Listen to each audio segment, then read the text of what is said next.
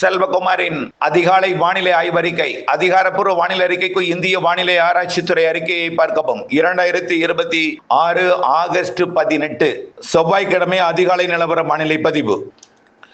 அதிகாரப்பூர்வ வானிலை அறிக்கைக்கு இந்திய வானிலை ஆராய்ச்சித்துறை அறிக்கையை பார்க்கவும். நேற்றைக்கு வங்கக்கடலின் வடக்கு பகுதியில், அதாவது மேற்கு வங்கம் அருகே நீடித்துக் கொண்டிருந்த காற்றழுத்த தாழ்வு மண்டலம் கரை கடந்து உள்ளே நகர்ந்து கொண்டிருக்கிறது. இது மிக மெல்ல நகர்ந்து பீகார், ஜார்க்கண்ட், உத்தரப்பிரதேசம் வழியாக அதன் தெற்கு பகுதியில் அதிக மழைப்பொழிவை, அதாவது இருகாற்று இணைவு மகாராஷ்டிரா, ஒடிசா, சத்தீஸ்கர் மற்றும் மத்திய பிரதேசம், குஜராத் வரைக்கும் நிறைய மழைப்பொழிவை கொடுக்கும். இந்த நிகழ்வு உள்ளே நுழைய தொடங்கியதும் வெப்பசலன இடிமழைப்பொழிவு தமிழ்நாட்டிலும் கேரளாவின் மேற்கு தொடர்ச்சி மலைப்பகுதி, தமிழ்நாட்டின் கேரள எல்லையோர மேற்கு தொடர்ச்சி மலைப்பகுதி மழை இருக்கும். அதன் அடிப்படையில் இன்றைக்கு செவ்வாய்க்கிழமை 18ஆம் தேதி நீலகிரி மாவட்ட கிழக்கு பகுதியும் மேற்கு பகுதி வழக்கமா வெப்பசலன இடிமழை பொழிவாகவும், உள்பகுதி கிழக்கு பகுதியும் பவானிசாகர் முதல் மேட்டூர் எல்லையோரம் வரைக்கும், அதாவது சேலம் மாவட்ட எல்லையோரம் வரைக்கும் கூடிய வடக்கு ஈரோடு பகுதி, மேலும் கொடைக்கானல் மலைப்பகுதி, மதுரை மாவட்டத்தின் பகுதிகள்,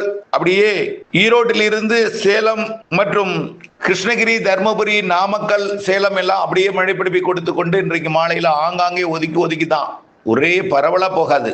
இந்த அறிவிக்கப்பட்ட மாவட்டத்தில் ஆங்காங்கே மழை பொழிவை கொடுத்து கொண்டு திருவண்ணாமலை, திருப்பத்தூர், வேலூர், ராணிப்பேட்டை மற்றும் சேலம் மாவட்டத்தின் கிழக்கு பகுதி கல்வராயன் மலைப்பகுதி, தர்மபுரி மாவட்டத்தின் கிழக்கு பகுதி கல்வராயன் மலைப்பகுதி, பாப்பிரெட்டிப்பட்டி உள்ளிட்ட பகுதிகள், அப்படியே அதை தாண்டி கள்ளக்குறிச்சி, திருவண்ணாமலை மாவட்ட பகுதி, சேலம் மாவட்டத்தின் தம்மம்பட்டி உள்ளிட்ட கொல்லிமலை உள்ளிட்ட நாமக்கல் மாவட்ட பகுதிகளுக்கும், அப்படியே பெரம்பலூர், அரியலூர் மாவட்டத்திற்கும் அப்படியே கொடுத்து, இது அது அரியலூர் மாவட்டத்துக்கு கூட குறைவான பரப்பு தான் இருக்கும். வடக்கே கள்ளக்குறிச்சி, விழுப்புரம் மற்றும் அதற்கு வடக்கே திருவண்ணாமலை, அப்படியே திருவண்ணாமலை, திருப்பத்தூர், வேலூர், அதை விட காஞ்சிபுரம், சென்னை, செங்கல்பட்டு, விழுப்புரம், புதுச்சேரிக்கு வடக்கே திருவள்ளூர் வரைக்கும் உள்ள பகுதி நல்ல மழைப்பொழிவை இன்றைக்கு கொடுக்கும். மாலை இரவு, அதாவது மாலை ஒரு 6 மணிக்கு மேல கடலூருக்கு வடக்கே, இன்னும் சொன்னோம்னா மயிலாடுதுறைக்கு வடக்கே, சென்னைக்கு இடைப்பட்ட பகுதியில் ஏதாவது ஒரு வழித்தட வழியாக அது கடற்பகுதியை நோக்கி பயணிக்கும். அதாவது இருகாற்று இணைவு என்பது இணைந்து கொண்டே கடற்பகுதியை நோக்கி நடைபெறும். இன்றைக்கு இந்த பகுதி டெல்டாவிற்குள்ளும் மேகமூட்டம்லாம் இருக்கும். ஏன்னா வங்கக்கடல்ல நிகழ்வு இருக்கிறதுனால காற்று சுழற்சி, இணைவு சுழற்சி, பிணைப்பு சுழற்சி, இருகாற்று இணைவு, காற்று முறிவு இதெல்லாம் இருக்கிறதுனால மேகமூட்டமாவே இருக்கும். கொஞ்சம் அதிகாலை நேரத்துல, இரவு நேரத்துல குளிர்ந்த சீதோஷம் நிலவும். நாளை புதன்கிழமை இன்றைய விட கூடுதல் பரப்புன்னு நேற்றைக்கே சொல்லிட்டோம்.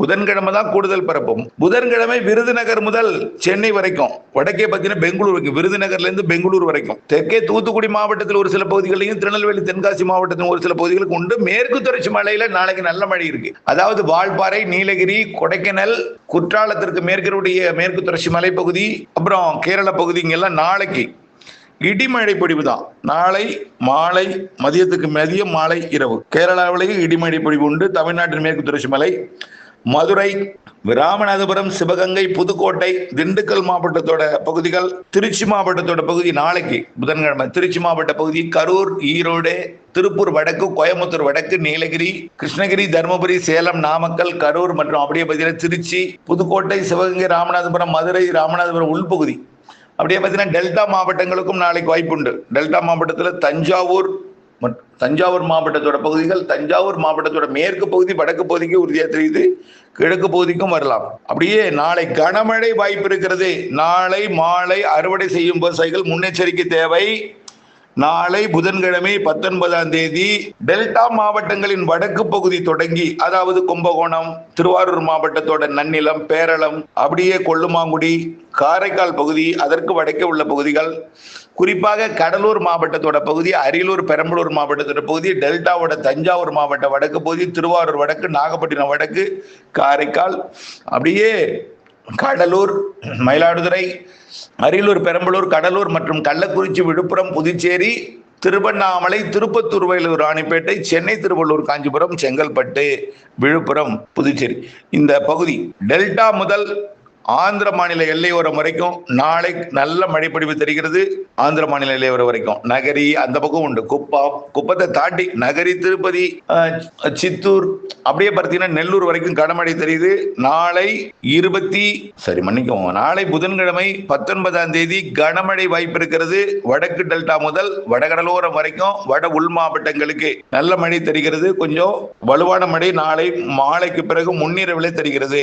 இந்த மழைப்பொழிவு ஆங்காங்கே நள்ளிரவு அதிகாலை வரைக்கும் கடலோரத்தில் நீடித்துக் கொண்டிருந்து வளிமண்டல சுழற்சி, அதாவது தமிழ்நாட்டின் கடலோரத்தில் ஒரு வளிமண்டல சுழற்சி அமைய இருக்கிற காரணத்தினால காற்றுல முறிவு ஏற்பட்டு தமிழ்நாட்டின் கடலோர பகுதிகளில் நாளை புதன்கிழமை 19ஆம் தேதி நல்ல மழை பொழிவை கொடுக்கும். அதே நேரத்தில் கேரளாவிலையும் தமிழ்நாட்டின் மேற்கு தொடர்ச்சி மலையிலையும் மழை இருக்கும்.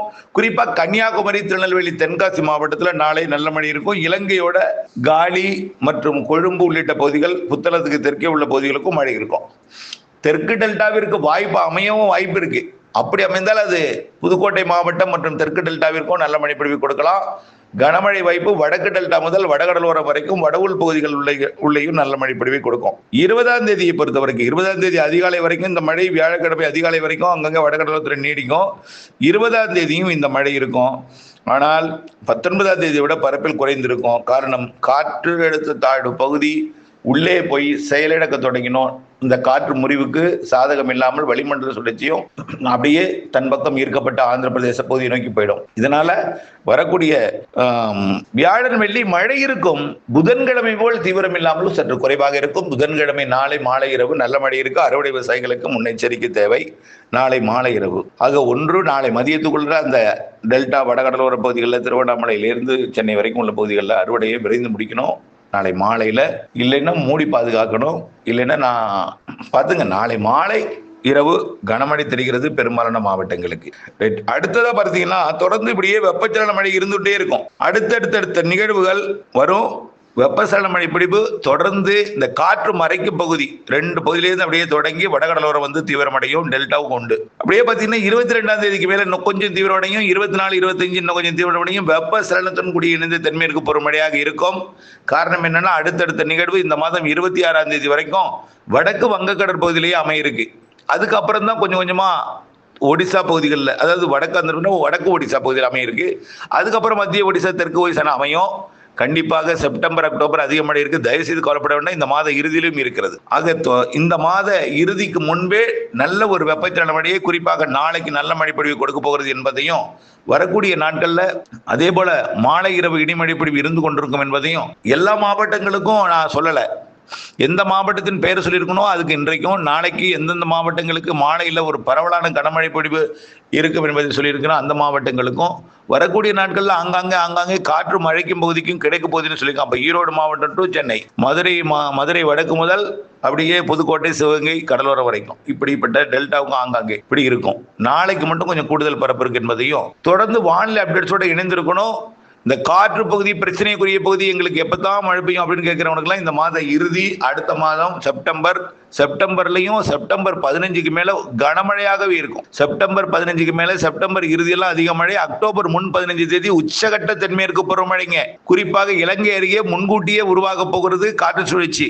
தென்மேற்கு பருவமழை காலத்துல முன்கூட்டியே காற்று சுழற்சி உருவாகி தென்மேற்கு பருவமழையை வலுத்து பெய்ய இருக்கிறது. தென் மாவட்டங்கள், இலங்கை, தென் மாவட்ட மேற்கு தொடர்ச்சி மலை, கேரளா, கர்நாடகா, ஆந்திர பிரதேசத்திலையும் காற்று சுழற்சி உருவாக போகுது. ஆகவே செப்டம்பர்ல அதுலயும் குறிப்பா பிற்பகுதி 15 தேதிக்கு மேல் ரொம்ப அதிகம், அக்டோபரும் அதிகம். தயவுசெய்து புரிஞ்சுங்க, அக்டோபர் 15க்கு மேல வடகிழக்கு பருவமழை 18ஆம் தேதி தொடங்கி தொடக்கத்திலிருந்தே வலுத்த மழை இருக்குங்க, புரிஞ்சுக்குங்க.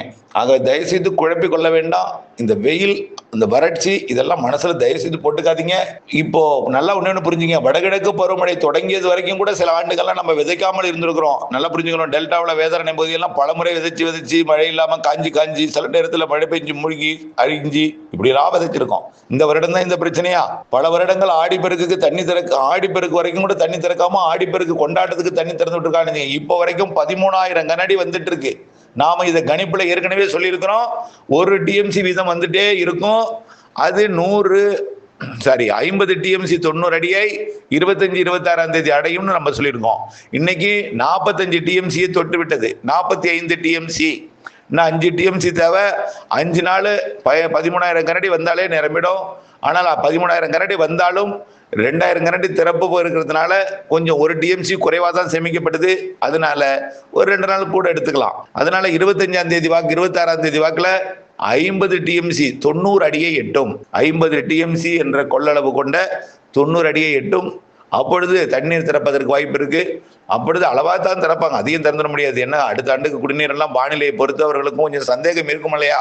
மழை பெய்யாம போயிட்டா என்ன பண்றது, எல்னினோ வறட்சிங்கிறாங்களே, சூப்பர் எல்னினோ, காசுல என்னங்கிறாங்களே, சுத்தமா வறட்சி ஆயிட்டா என்ன பண்றதுட்டு அளவா தான் திறப்பாங்க குடிநீர் தேவையை கருத்தில் கொண்டு. ஆனால் கண்டிப்பாக வடகிழக்கு பருவமழை, தென்மேற்கு பருவமழை இறுதி கட்டம்லாம் நிரப்பும். நாம் செய்ய வேண்டிய வேலை நிரப்பும் மழையை உடைப்பெடுக்காமல் பாதுகாப்பதற்கு கரையை பலப்படுத்தி வைத்துக் கொள்ள வேண்டும்.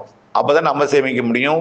இன்னும் கூடுதல் பண்ணை குட்டைகளை அமைத்தல், இருக்கும் பண்ணை குட்டைகளை ஆழப்படுத்துதல், அகலப்படுத்தல் பணியை செய்தாலே வடகிழக்கு பருவமழையை முழுமையாக சேகரிக்கலாம். அது சேகரிக்கும். கண்டிப்பா நீங்க மூடிய திறந்தே இருந்தாலும் எந்த தண்ணியுமே இல்லைன்னா மேல்மழையை அந்த ஏரியா ஒவ்வொரு ஏரியும் நிரப்பும். அந்த இடத்துல பெய்யறதே நிரப்பும். அந்த அளவுக்கு மழை இருக்கு இந்த வருஷம் என்பதையும் தெரியப்படுத்த விரும்புகிறேன். தொடர்ந்து இணைந்திருங்கள். எங்களுக்கு உண்டாங்கிறது உங்களுக்கு உண்டுங்க. செப்டம்பர், அக்டோபர், நவம்பர், டிசம்பர், ஜனவரி உங்களுக்கு உண்டு. இப்ப பெய்யுற மழையெல்லாம் ஒதுக்கி ஆங்காங்கே இணைந்திருங்கள். அப்டேட்ஸுடன் நன்றி.